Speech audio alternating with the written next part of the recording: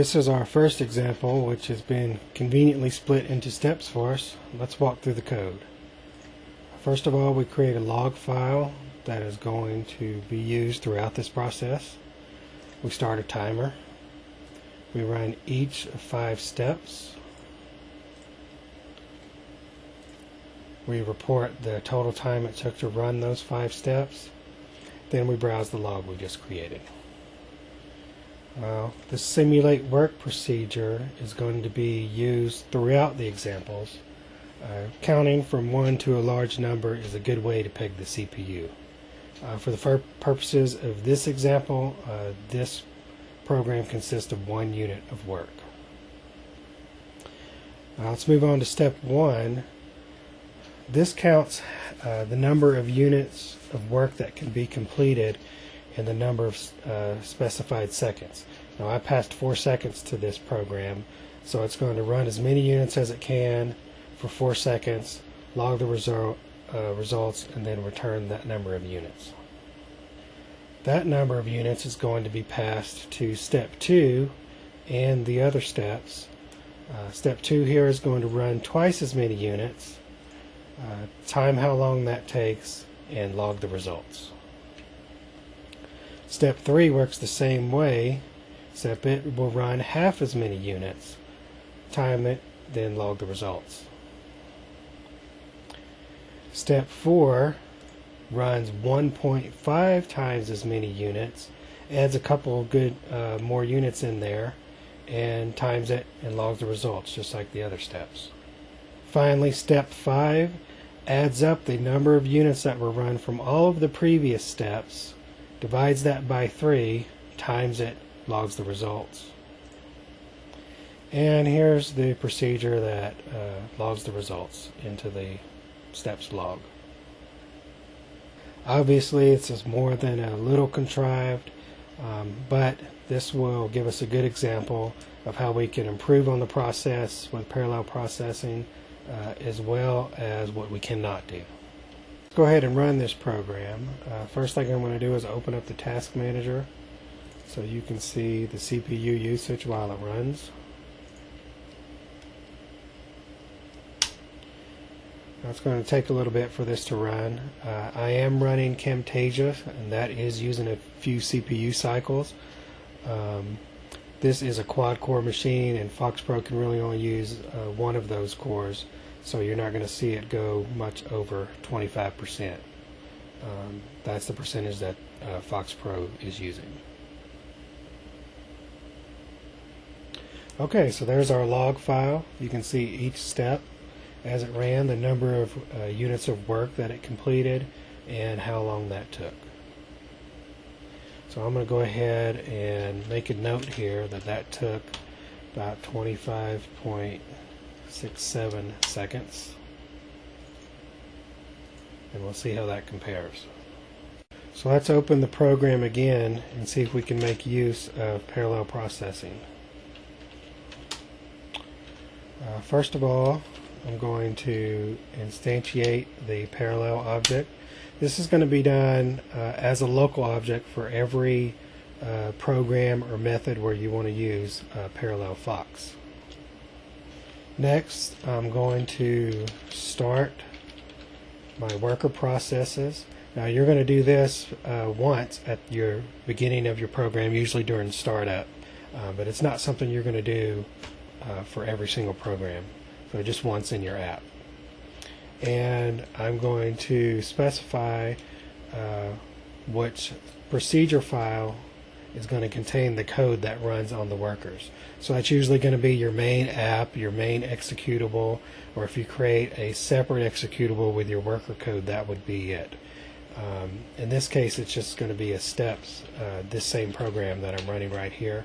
And what's going to happen is it's going to do a set procedure to whatever you put here on the workers. Okay, this next parameter, if I wanted to specify the startup directory for the workers, I could put that here. By default, it's the same directory that you're running with in the main process. And debug mode is useful when you're debugging.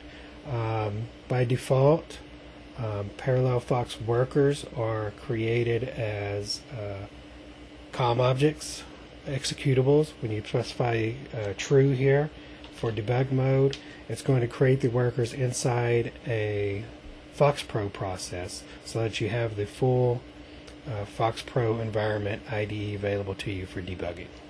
Let's do a little bit of analysis on this program. See if there are some pieces we can parallelize. So the first thing I need to look at is, are there some steps here that can run independently of the other steps?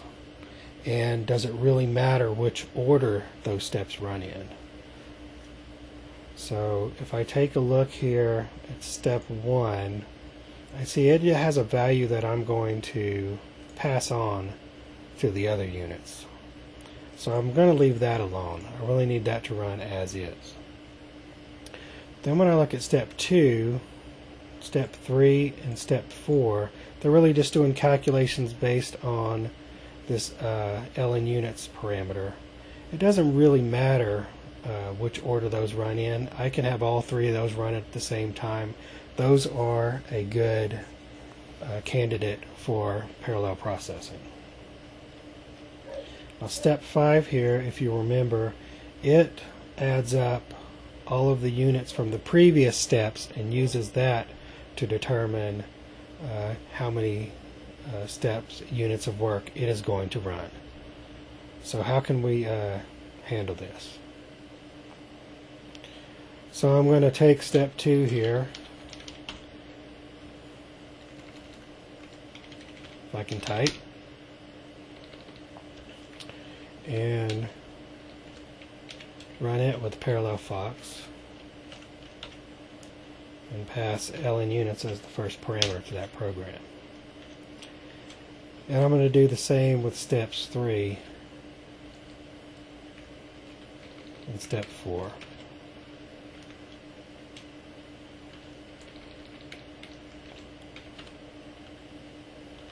So what's going to happen is ParallelFox is going to queue up each of these steps and send the command to the workers. Now, as soon as that's done, control returns immediately to this program and moves on with the next step. So these 3 steps will essentially be running at the same time. Now step 5, we don't want to run it in the worker. Actually, we need to wait until the other steps are complete. So how are we going to do that? We're going to call this parallel wait method. And that's going to wait until all of the commands I've queued up are complete, and then it's going to let the program continue. So let's put a little note here about that. Okay, so far so good.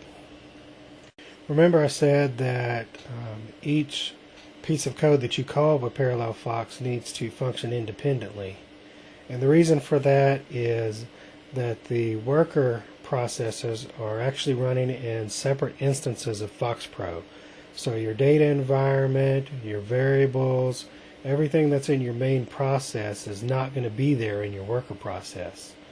You get values across by passing them as parameters, but other than that, nothing is shared automatically like it is when you run everything on the main process. So we need to look for areas where that's going to cause a problem. And you can see up here that I'm creating the steps log table. At the same time, that is opening the table and leaving it open. So if we go down to the log results procedure here, you can see I'm assuming that that steps log table is already open. That's maybe a good assumption when everything is running in the main process, but when you've got this running in the worker process, that's a bad assumption. It's not going to be already open. So I need to take care of that. And let's see if it's not already open. Oh. Then let's do that. Now, I'm sure you'd want to shore it up more than that, but for this example, this will do.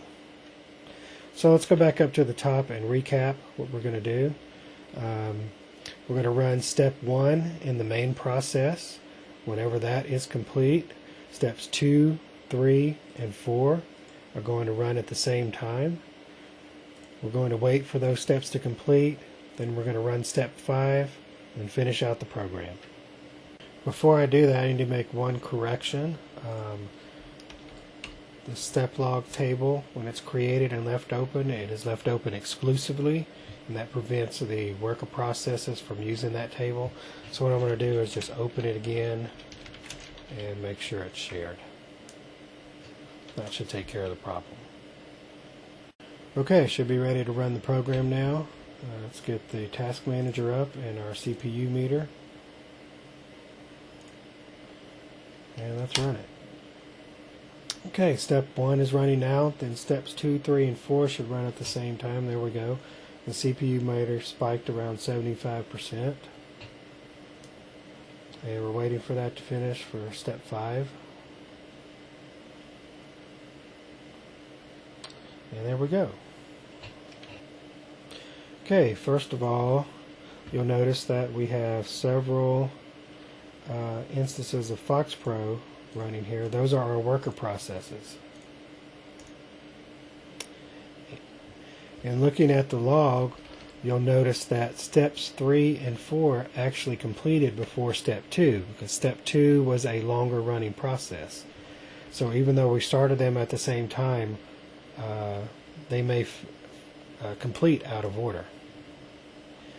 And finally, take a look at our total time. We dropped from 25.7 seconds down to 17.6. So we did get a savings by running some of the steps in parallel. So that's the first example. Hopefully that gave you a good feel for the type of work you would need to do to transform your code for parallel processing. There were some advantages. We saw the speed advantage, but also it wasn't too bad. Although there were several things we had to do, it wasn't too bad to make it work. So let's move on to some other examples. There's more than one way to execute code in ParallelFox. You've seen the parallel do command in action already. Let's look at some of the other ways to run code. In this program, rather than running the create object procedure with a do command, we're calling it as a function. Let's take a look at what that does. This is a pretty common thing to do in Fox Pro apps. That's to create a global application object that's going to be used throughout your application. Now let's look inside the class for that object. Here's our simulate work procedure. And here's the test procedure that we're going to call. Basically, it takes the number of units that are passed to it and executes them. We also are going to display on the screen when this program is called and the number of units that are passed to it. And going back up to the main program, we're in a loop here where we pass the number of units that we want to execute, and for each time it increments, it's going to execute more units of work. So you'll see it execute 10, 20, 30, and so on. And of course we're timing that, and we'll display the results. It's a pretty simple program, so let's go ahead and run it and pull up our CPU meter once again and run the program.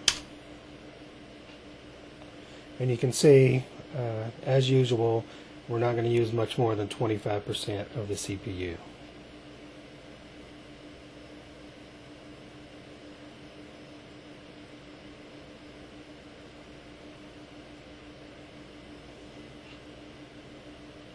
Okay, let me close this up and make a note of how long that took, about 20.5 seconds. Now let's transform this program for use with ParallelFox. Going to instantiate my parallel object, start the workers,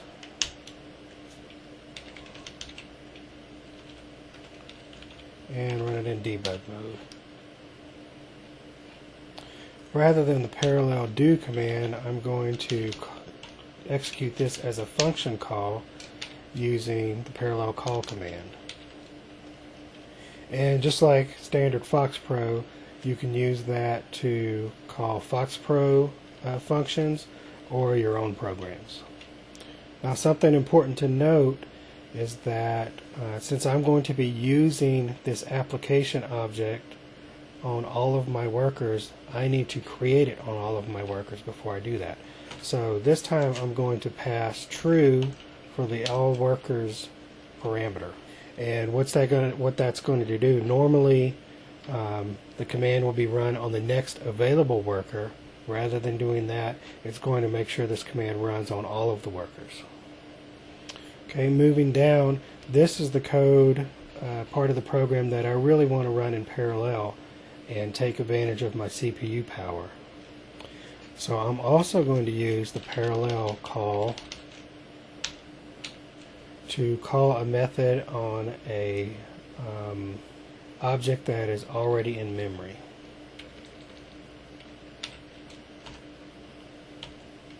And I'm going to pass this as the parameter.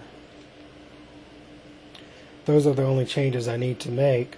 Before I run that program, notice here that we have the two messages for each call, one from the main program here, and then we print the program and units from inside the test procedure. So let's close this, open up our CPU meter again, and run the program. And I made another mistake. To make sure that the total time is reported properly, we need to wait until all of the function calls are complete, and to do that we just run the parallel wait command. Now let's run the program. Open up the CPU meter and run it. This time we should see our CPU usage go way up, and that is the case. And we're done. And you'll notice, let me close this, you'll notice that the messages here, they appeared pretty much immediately. That's because all of the steps were queued as soon as they were run, but actually only 4 of the steps were running at a time on my quad-core processor. Also, you'll notice that the app object test message is not printing here in the main process. That's because that code was running in the workers. So if we click on each one of these, we can see the steps that ran in each worker, and different ones ran in each worker. Now, one thing I want to mention is that these ParallelFox worker windows normally are not going to show up. They are only appearing because we chose to run to start the workers in debug mode so that we have full visibility. But in a standard app, you're not going to see these extra windows.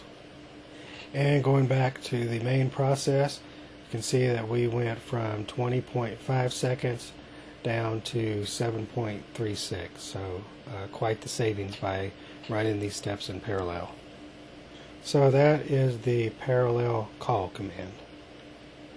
While running programs and functions is impressive, I know some of you like to use this new thing called object-oriented programming, and your code may be just in a class. It may not be in a program or function that you can just call. And ParallelFox supports that. So here's an example that's very similar to the previous example. The only difference is that inside the loop we are instantiating a new object and then calling the test method on that object. Otherwise, this functions the same as the previous example. So let's go ahead and run that. And the results should be the same as the previous example. Again, we're not going to exceed more than 25% because we are running this all in one process.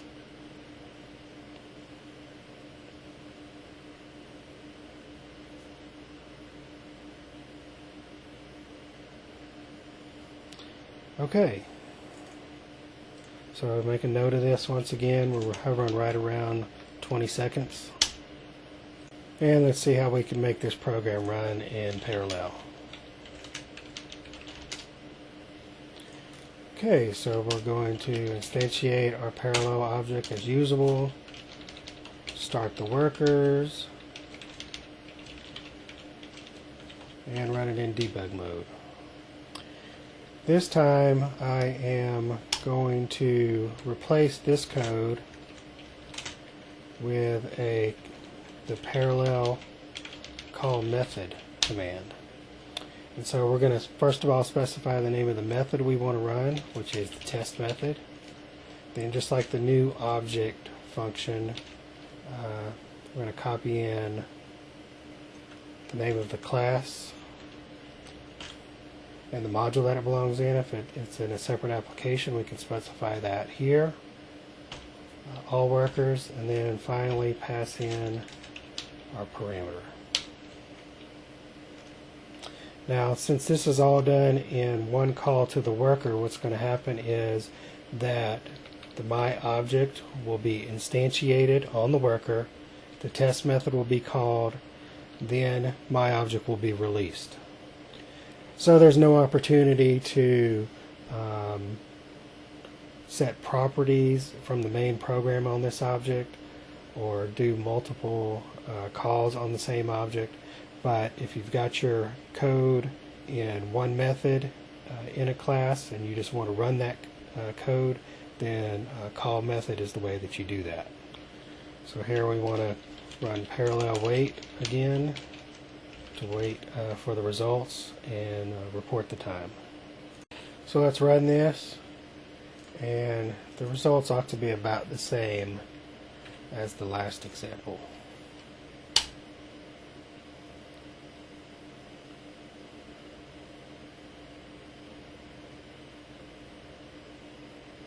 And there we are again, up around 7 seconds. Here again we can see the code running in each of the workers.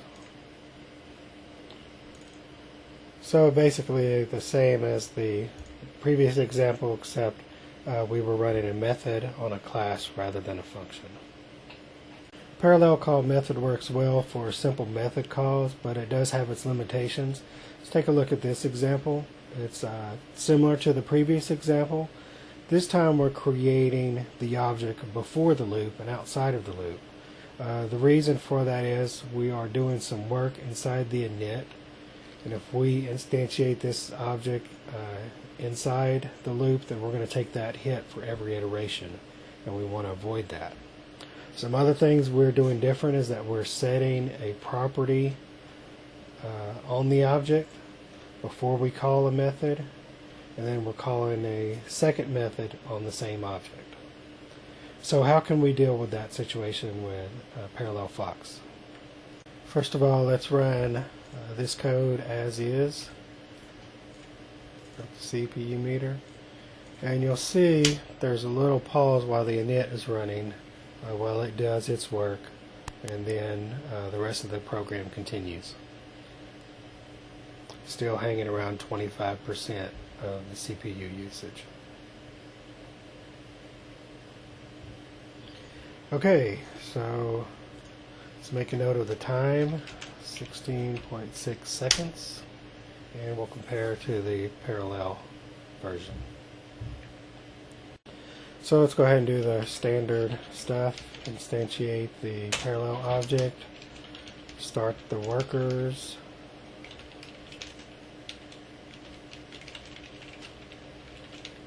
this time I'm not going to start it in debug mode, just so you can see that the windows will not pop up for the workers. Now, by instantiating this object outside of the loop, what we're really saying is that we want this object to persist between calls on the workers. So to accomplish that, I need to make this a public or global object, and so that it will stay in memory between calls to the workers. And I'm going to use the screen new object function to do that. and we'll just call this OMyObject. And to execute that on the workers, I'm going to use the do command function. This is similar to the _VFP do command function in that it just sends a single command and executes that command.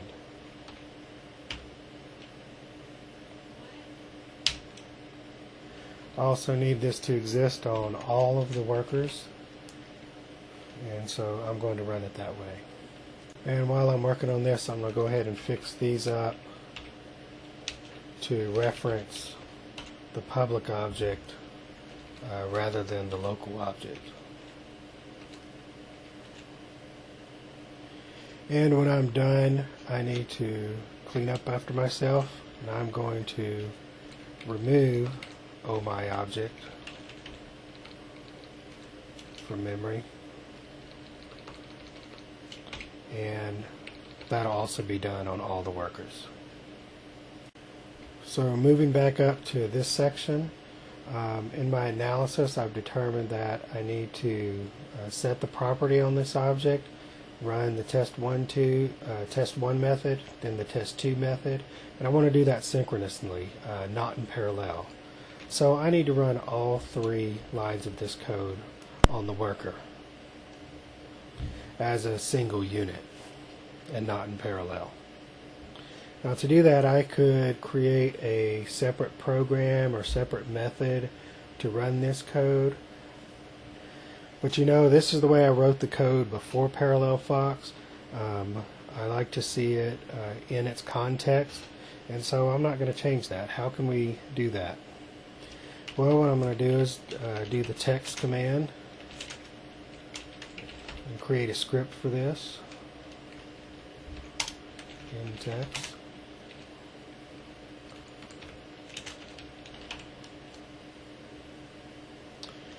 And I can use parallel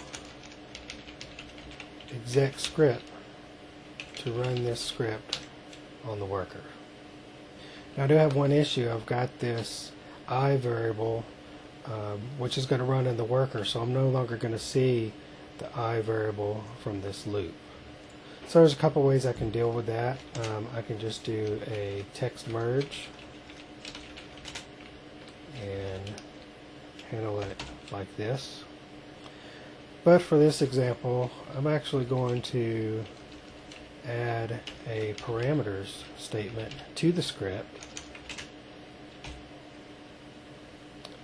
and then I'm going to pass I from the main process to the script, and it'll execute that way. And we need to also do the standard parallel wait. So let's run the parallel version for comparison.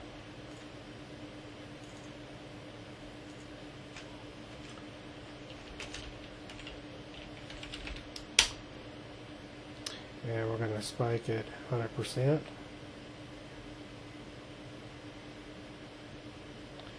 And we're at 7.8 seconds versus the 16.6 seconds we had before.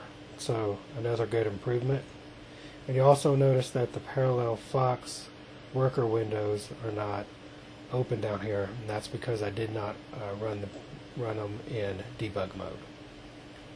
So those are the various ways that you can execute code in ParallelFox. To recap, we've got the parallel do, which runs a program. We've got parallel call, which calls a function.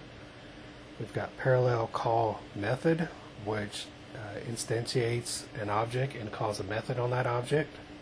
We've got parallel do command, which executes a single command on the worker. And parallel exec script, which executes a script on the worker.